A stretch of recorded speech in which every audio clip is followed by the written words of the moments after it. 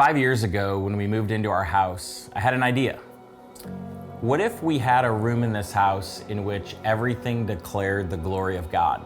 Every wall decoration screamed of His passionate pursuit. Every picture told a story of His goodness, His triumph over evil, victory in the face of defeat, His power over all creation. What if everything told stories of His guidance through a life of ministry? So that's what we did. Welcome to my dining room. What better way to inspire your friends and family than to tell them stories of God's work? One of those stories started at this table. It was 3 years ago that my son Drew and I sat down at this table and we dreamed about traveling to Africa together. I wanted him to experience God in new ways, and he wanted an adventure. We both wanted time together with each other. So a couple months after that, he and I, along with my mom, boarded a plane to head to Kenya. It was the first of what I had hoped would be many trips to come, and it had just started. We partnered with some great missionary friends of Forest Park, and they encouraged us to pack some gift bags to take to the local hospital to do some ministry to the kids. We thought that was a great idea. So we packed bags and had fun doing it. The next day, we drove to the hospital. It was about 80 degrees and sunny as we stepped out of the car and walked up to the front of Kajabi Hospital. Drew quickly realized that there were lots of differences from the hospitals he was used to. There were people all over the outside just waiting to get access to get their health care. We walked in, started navigating through the hospital. He noticed the dim lights, the difference in cleanliness and technology, even just a lack of visitors. We worked our way down a long, dim hallway into the children's ward, and we turned left into our first room. 6 patients together, 1 parent each. No privacy. They were there hurting together.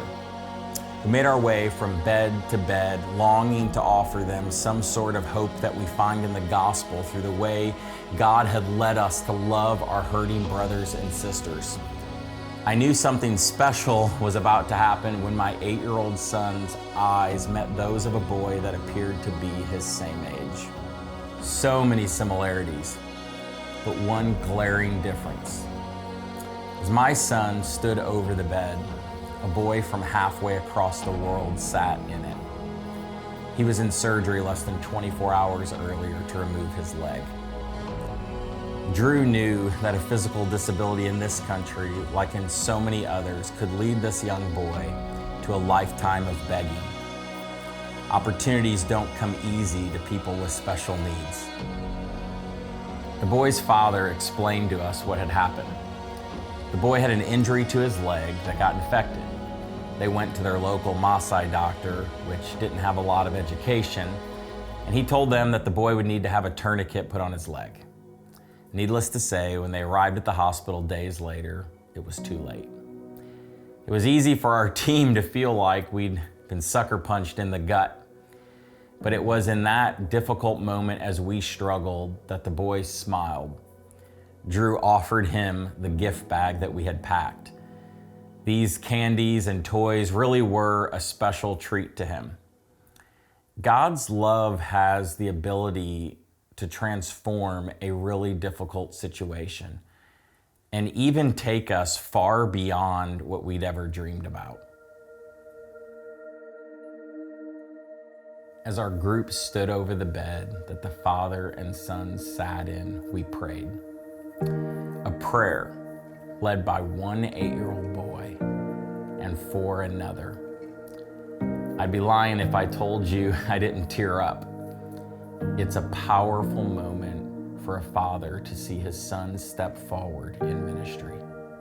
I get it. When you think about a mission trip in today's world, you have fears, what ifs. The next day, the hospital called us to let us know we'd been exposed to cholera. Cholera is a bacterial disease that can cause quite a bit of trouble. Under my care, my son had encountered a danger. and I wouldn't have changed what happened that day for anything. We could have been anywhere else in the world, and it wouldn't have been as powerful as being at Kajabi Hospital that day. No other adventure or thrill would have given him the opportunity to activate his faith in the way that he did. There's nowhere better he could have been. There's nowhere better I could have been. What a journey. So it all started at this table, in the greatest room in my home. I tell you about a partnership of my son and I for the gospel. Who are you bringing with you? What table are you going to sit at this year in which you need to invite someone on a journey with you and with God? Where are you going to go?